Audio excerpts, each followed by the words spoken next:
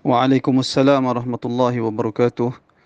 Soalan berkaitan dengan fadilat hadis. Siapa yang berselawat ke atas Rasulullah sallallahu alaihi wasallam akan memperolehi kebaikan-kebaikan yang dinyatakan di dalam hadis.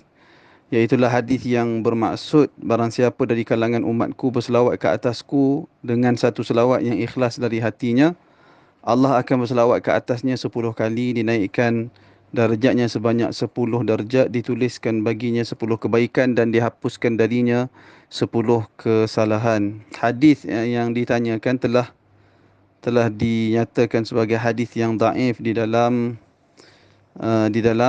web kempen semak hadis. Kumpulan ataupun mereka menyatakan hadis tersebut adalah hadis yang daif. Wallahu alam, saya hanya sempat menyemak kitab, salah satu kitab yang bertajuk Taraju'ul Allamatil Albani, Taraju'ul Allamatil Albani fima nassa alaihi tashihan wa tad'ifan, ataupun kita boleh terjemahkan sebagai uh, penarikan balik oleh Al-Allamah Al-Albani terhadap apa-apa teks yang telah dia nyatakan sebagai sahih dan daif.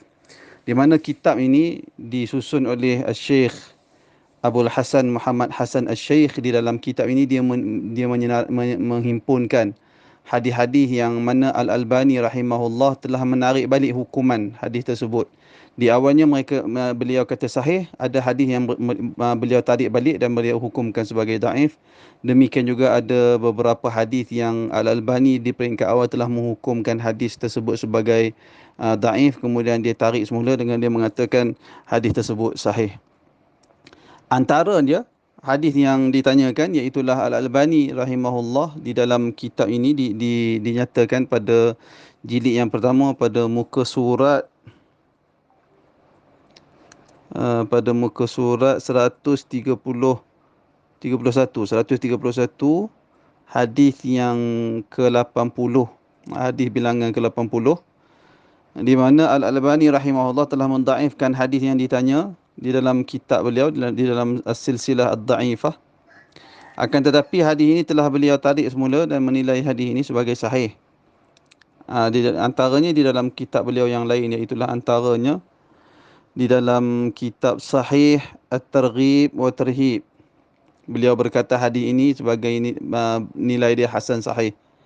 Wallahu alam, berdasarkan kitab yang saya rujuk ini, Al-Albani menarik semula hukuman daif terhadap hadis yang ditanya dan beliau menghukumkannya sebagai sahih. Jadi kesimpulannya kalau menurut penilaian Al-Albani, beliau di penghujung ataupun keputusan akhir beliau mengatakan hadis ini adalah hadis yang sahih. Dan satu perkara yang saya nak jelaskan bahawa